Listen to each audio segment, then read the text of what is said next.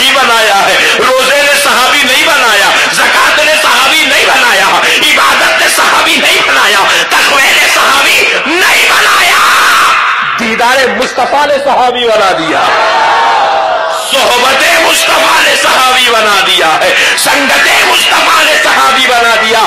تو پتہ کیا چلا؟ جو نبی کو دیکھے اس کا ثانی کائنات میں کوئی اور، نبی کو دیکھنے والے کا ثانی نہیں ہے تو نبی کا ثانی کہاں سے لائے گا؟ جماعت والے عقیدہ بنا دیا حضور ہمارے جیسے، حضور ہمارے، حضور ہمارے جیسے، حضور اللہ کے رسول جو کرے ہمیں کو وہی کرنا ہے، حضور ہمارے جیسے۔ اولے کون سے اینگل سے تو حضور کے جیسا ہو سکتا رے؟ کون سے اینگل سے؟ خدا کی قسم پوری دنیا کی وہابیت کو اس غلام غوث اعظم کا چیلنج ہے کہ حضور کی 63 سالہ حیات میں ایک اینگل لا کے بتا دے جو تیرا اور نبی کا دونوں کا برابر ہے۔ ایک ہی اینگل لانا خالی، ایک پوائنٹ، صرف ایک پوائنٹ لا کے بتا دے کہ تیرا اور نبی کا دونوں کا ایک جیسا ہے۔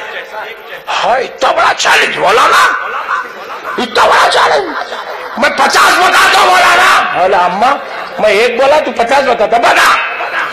دیکھو مولانا حضور کو بھی ہاتھ تھے، ہما کو بھی ہاتھ ہے، حضور کو بھی چہرہ تھا، ہما کو بھی چہرہ ہے، حضور بھی کھاتے تھے، ہم بھی کھاتے ہیں، حضور کے پاس بھی پسینہ تھا، ہمارے پاس بھی پسینہ ہے، حضور بھی پیشاب و بول و براز فرماتے تھے، ہم بھی پیشاب بول و براز کرتے ہیں۔ وہ مولانا حضور کو بھی طبیعت خراب تھی، ہم کو بھی طبیعت خراب ہوتی ہے، حضور بھی شادی کرے، ہم بھی شادی کرے، ابھی کتنے بولو اتنے ہو گئے بس نا۔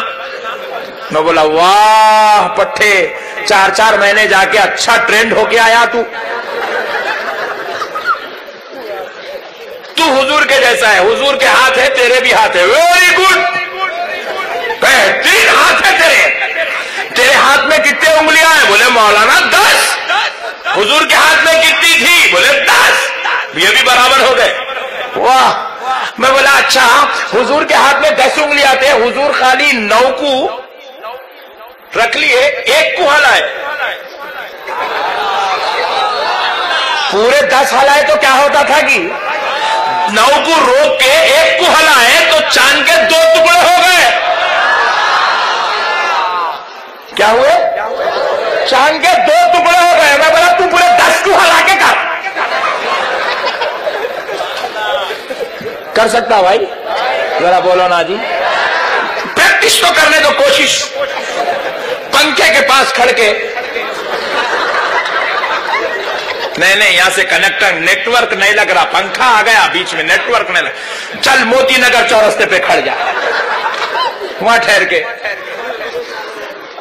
لگ رہا ہی نہیں، تھوڑا ہو سکتا رحمت نگر چورستے سے لگتا ہوں گا، وہاں جا کے پتلے کے بازو ٹھہر کے یوں کرا، پولیس والے دیکھ رہے اس کو، ارے یہی نہیں کیا دکھ رہا، ڈال رہے اس کو اندر، ڈال ہی نہیں، روڈ پہ ٹریفک جام کر رہا، پوری مینٹلی ریٹائرڈ دکھ رہا۔ بات سمجھ میں آئی دوستو؟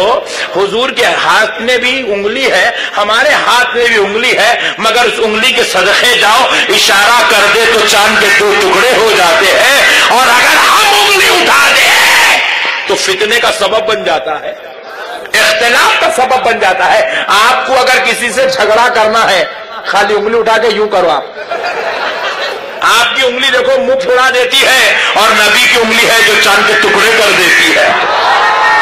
بولے مولانا ہمارے پاس بھی پسینہ ہے، نبی کا بھی پسینہ ہے، ارے نادان پسینہ تو یہاں بھی ہے، پسینہ تو وہاں بھی ہے، مگر یہ پسینہ نکل جائے تو سامنے والا بھاگ جائے۔ ارے بہت خطرناک بو آ رہی اس کے بازو نہیں ٹھہر سکتے بھائی، بہت ڈینجر دکھ رہا ہے نہیں؟ ہمارا پسینہ بدبو کا سبب ہے، لوگوں کے لیے کراہت کا سبب ہے۔ ارے امام اعظم ابو حنیفہ ارشاد فرماتے ہیں اگر پسینے کو کسی دستی یا کپڑے سے پوچھ لو تو وہ دستی جائی نماز پر ڈال کر نماز نہیں پڑھ سکتے، نماز مکروہ ہوتی ہے۔ امام اعظم کہہ رہے ہمارا پسینہ مکروہ، جائی نماز پہ ڈال کر نماز پڑھو تو نماز مکروہ ہو جاتی ہے، کیونکہ نماز کی جگہ کا پاک ہونا بھی شرط ہے. ہمارا پسینہ مکروہ ہے، مگر دوستو نبی کے پاس بھی پسینہ تھا. اللہ اللہ قربان جائے اس پسینے پر. کاش کہ میرا مولا اس پسینے کی ایک بوند ہم گناہگاروں کو بھی نصیب فرما دیتا.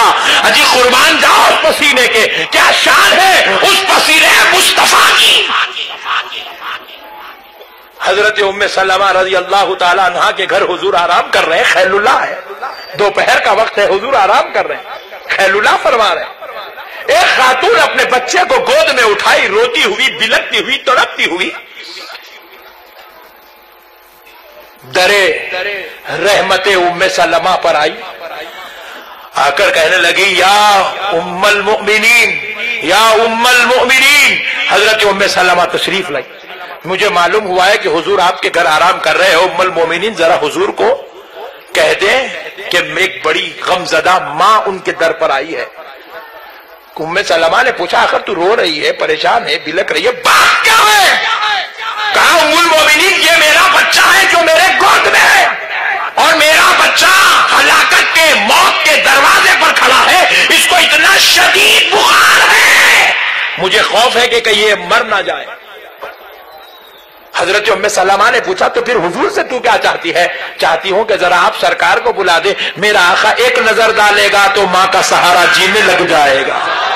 ہائے ہائے ہائے ہائے، یہ صحابہ کا ایمان ہے. کہہ رہے سرکار نظر ڈالیں گے تو میرا بچہ جی اٹھے گا. اور یہ وہابی کا ایمان ہے کہ سرکار کا خیال نماز میں نہیں آنا چاہیے. نعوذ باللہ من ذالک. دوستو ذرا غور کرو، صحابیہ کہتی ہے ایک نظر میرے آقا ڈال دے تاکہ میرے بچے کو زندگی نصیب ہو جائے. ام سلمہ کہتی ہے حضور ابھی ابھی آرام کر رہے ہیں، بڑے تھکے ہوئے ہیں، میں میرے آقا کی نیند کو کیسے بیداری کی طرف لاؤں؟ تو حضرت ام سلمہ نے کہا ٹھہر جا، پہلے میں اپنا نسخہ آزماتی ہوں، بعد میں آمنہ کے لال کو اٹھاتی ہوں. تابدان کی طرف جاتی ہے، تابدان کی طرف جاتی ہے، وہاں سے ایک شیشی لیتی ہے، عطر کی شیشی کی مانند ہوتی ہے. وہ شیشی لے آئی اور بچے کے سامنے کھڑی ہو گئی. شیشی میں سے انگلی ڈالی اور نکال کر بچے کے منہ میں رکھ دیا. وہ بچہ جو بالکل موت کے منہ میں لیٹا ہوا ہے اس کے منہ میں انگلی رکھ دیتی ہے، اور وہ بچہ جیسے ہی ام سلمہ کی انگلی کو چوستا ہے، خدا کی قسم خشاش بشاش صحت یاب ہو جاتا ہے اور ماں کے گود سے اتر کر زمین پہ کھیلنے لگتا ہے. وہ ماں پریشان ہو گئی، پوچھا ہے ام سلمہ تجھ پر میری جان قربان، ذرا بتا تو صحیح تو نے کون سا شربت پلایا کہ مرنے والا جی اٹھا ہے، گود میں سویا ہوا کھیلنے لگا ہے؟ تو نے کون سا آب حیات پلایا؟ تو نے کون سا جام حیات پلایا؟ تو ام سلمہ کہتی ہے خدا کی قسم میں نے کوئی شربت یا آب حیات یا دوا نہیں پلایا، میرے مصطفیٰ کا پسینہ چٹا دیا. میرے ہاتھ میں